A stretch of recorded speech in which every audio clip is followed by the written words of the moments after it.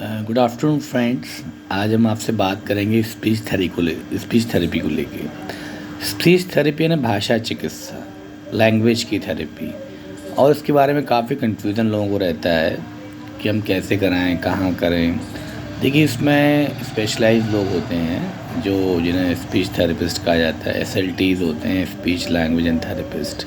इसके अलावा इसमें टीचर्स भी होते हैं, BEd एंड हियरिंग इम्पेयरमेंट, वो भी मदद करते हैं भाषा सिखाने में।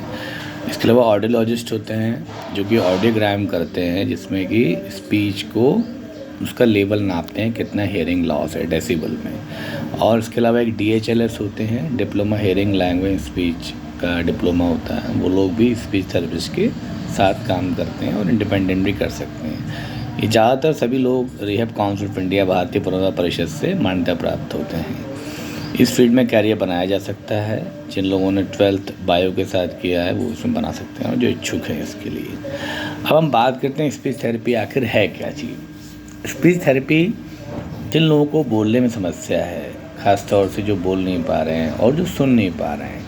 अब जो सुन नहीं पा रहे हैं वो हियरिंग लॉस वाले, यानी श्रवण बाधित, यानी जिनको सुन नहीं पा रहे हैं तो कोई भाषा उनके पास नहीं जा पा रही है। जब एक छोटा बच्चा होता है, वो जो भी भाषा सुनता है, मातृभाषा, चाहे वो हिंदी हो, इंग्लिश हो, तमिल हो, मलयालम हो, महाराष्ट्रियन हो, जर्मन हो, फ्रेंच हो, जिस भी वातावरण में बच्चा पलता है वो भाषा उसके दिमाग में अंदर जाती है, और उस भाषा को हम बोलते हैं रिसेप्टिव लैंग्वेज, यानी सीखने वाली भाषा। यानी कि आपको ज्ञान होना चाहिए कि जैसे मैं कोई हिंदी भाषा बोल रहा हूँ और आप लोग हिंदी भाषा समझते हैं, तो क्योंकि वो भाषा आपके दिमाग के स्पीच सेंटर में फीड है। आपको मालूम है कि खाने का मतलब खाना है, मतलब जो भोजन खाते हैं उसे खाना बोलते हैं। तो ये चीज़ें ऑलरेडी आपके ब्रेन में। अगर मैं आपसे तमिल में वड़क्कम बोलूँ, और वड़क्कम का मतलब आपको नहीं मालूम है, उन्हें नमस्कार होता है हिंदी में। इंग्लिश में हम हेलो बोलेंगे, हाय, गुड मॉर्निंग। तो ये सभी शब्द जब हम सीख लेते हैं, जब हमारे दिमाग के भाषा केंद्र में, स्पीच सेंटर में ये सब शब्द फीड हो जाते हैं, तो उस भाषा को हम बोलते हैं रिसेप्टिव लैंग्वेज, यानी जो भाषा हमारे दिमाग में सेट है। ये सेट कैसे होती है? हमारे कान जो होते हैं इनसे हम सुनते हैं। ये कानों से भाषा हमारे अंदर दिमाग के स्पीच यानी पैराइटल लोब जब होता है इस तरफ, यहाँ पे वो प्रोसेसिंग होती है, वो कैलबरी इकट्ठी होती है, भाषा इकट्ठी होती है। और फिर जब हम बोलते हैं उसको बोलते हैं हम एक्सप्रेसिव लैंग्वेज, यानी कि भाषा जो हम वर्बल बोल रहे हैं, बता पा रहे हैं, एक्सप्रेस कर पा रहे हैं।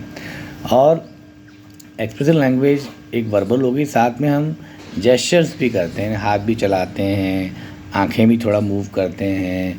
कभी फेशियल एक्सप्रेशन से भी पता लगता है कि आप गुस्सा हैं, खुश हैं, सैड हैं, दुखी हैं, फ़नी मूड में हैं। तो ये सब भी भाषा यानी कम्युनिकेशन का एक पार्ट होते हैं।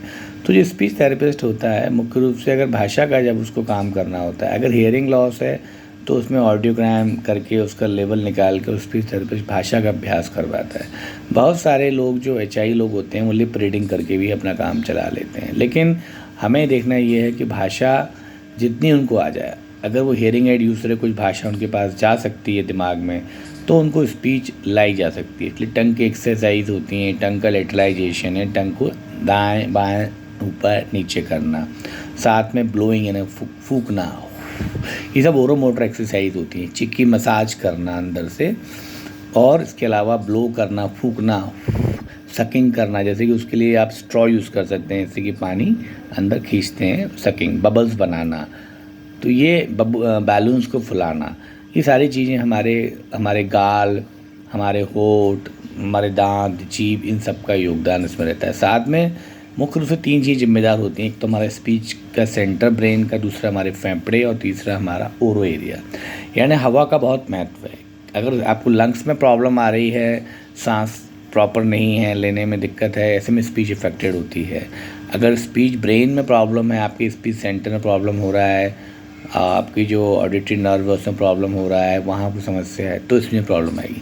साथ में अगर आपके ओरोमोटर इशूज़ है, यानी सेरेब्रल पॉल्सी हो गया, कुछ ऐसी कंडीशंस होती हैं, लकवा हो गया, पैरालिसिस, जिसमें कि टंग वर्क प्रॉपर नहीं कर रही है, मुंह टेढ़ा हो गया, फेशियल पाल्सी हो गई, ऐसी स्थिति में भी जो है लोगों को स्पीच में प्रॉब्लम आती है। इस दौरान आपको स्पीच थेरेपिस्ट के द्वारा एक्सरसाइज रेगुलर करानी है, आपको ट्रेनिंग लेनी है, आपको सीखना है। एक समय होता है, जैसे आज अटैक हुआ है ना, स्ट्रोक हुआ है, स्पीच प्रभावित हो गई है तो उसके अगले 6 महीने आपको बहुत अच्छी मेहनत करनी है उस व्यक्ति का जिसको भी असर हुआ है। Speech therapist plus speech therapist अगर अवेलेबल नहीं है तो उनसे सीख कर उनके द्वारा प्रोग्राम लेकर भी आप घर पे प्रैक्टिस कर सकते हैं। एक्सरसाइजेज प्लस वर्ड्स का अभ्यास, जैसे पा बोलना है तो पा में दोनों होठ मिलेंगे, पा बहुत इजी होगा। लेकिन टा टफ है, टा में क्या होता है, जो टंग है वो सॉफ्ट पैलेट है, अंदर तालू होता है, उस पर टा ऐसे टच होती है। रा में जीभ टर्न करती है।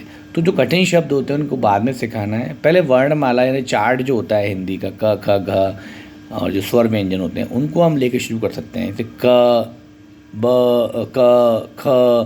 तो ये शब्द अंदर से निकल रहे हैं, इसमें जीभ का इतना रोल नहीं है। लेकिन पहले क का प्रोनाउंसिएशन कैसा कर रहा है, वो जो स्ट्रोक केस होते हैं उनमें पाथवेज बने होते हैं, नर पाथवेज होते हैं, तो उसमें ज़्यादा मुश्किल नहीं आती है। लेकिन जो बच्चे होते हैं जो चाइल्डहुड डिसेबिलिटी हैं उनमें सिखाना है तो वो एक चैलेंजिंग होता है, क्योंकि उसमें पाथवेज नहीं है, आपको बहुत मेहनत की ज़रूरत पड़ती है उसके अंदर। तो आपको उसमें प्रैक्टिस कराने के लिए साथ साथ एक्सरसाइज बहुत करानी है, मुँह की ब्लोइंग एक्टिविटी करानी है, फुकवाना है, टैपिंग भी करना है, यहाँ पे हल्की मसाज भी करना है आपको, जिससे कि आप स्पीच को इम्प्रूव कर सकते हैं। यदि आपको स्पीच संबंधित और भी आपके मन में सवाल हैं, जब मन में, तो हमसे पूछ सकते हैं। साथ ही स्पीच को लेकर जो है काफ़ी अवेयरनेस नहीं है, क्योंकि स्पीच थेरेपिस्ट आसानी से मिलते नहीं हैं कई बार, और लोग बाग इस पर ध्यान नहीं देते हैं। मगर स्पीच होना बहुत ज़रूरी है। कम्युनिकेशन अगर नहीं है तो फ्रस्ट्रेशन आता है, कुंठा आती है, उस व्यक्ति में आती है, क्योंकि वो बोल रहा है कुछ, आप समझ रहे हैं कुछ, स्लर्ड स्पीच हो रही है, उसकी आवाज़ साफ़ नहीं आ रही है। तो हमको ये कोशिश करना है कि उसको स्पीच थेरेपी यानी भाषा के जो थेरेपी है उसकी एक्सरसाइजेज़ हैं, जैसे ब्रीदिंग एक्सरसाइज हैं, सांस को खींचना धीमे धीमे, फिर छोड़ना, धीमे धीमे लेना फिर छोड़ना, जैसे ओम का उच्चारण है वो करवा सकते हैं कोशिश शुरुआत में। जो वर्ड शुरू में बोल सकते हैं उनको बुलवा सकते हैं। मोटिवेट करना है, हमें प्रोत्साहित करना है व्यक्ति को, ऐसा नहीं है कि उसको नहीं आ रही तो हमने छोड़ दिया एक तरफ, ये नहीं है। हमको प्रयास करना है ताकि उसकी स्पीच थेरेपी, उसकी भाषा और अच्छी विकसित हो सके। तो अगर आपके मन में कोई प्रश्न है स्पीच संबंधित तो हम आपको और लंबा सेशन दे सकते हैं। हमसे आप कांटेक्ट करते हैं हमारे मोबाइल नंबर पे या हमारे चैनल पे आप लिख सकते हैं। Thank you very much for watching us.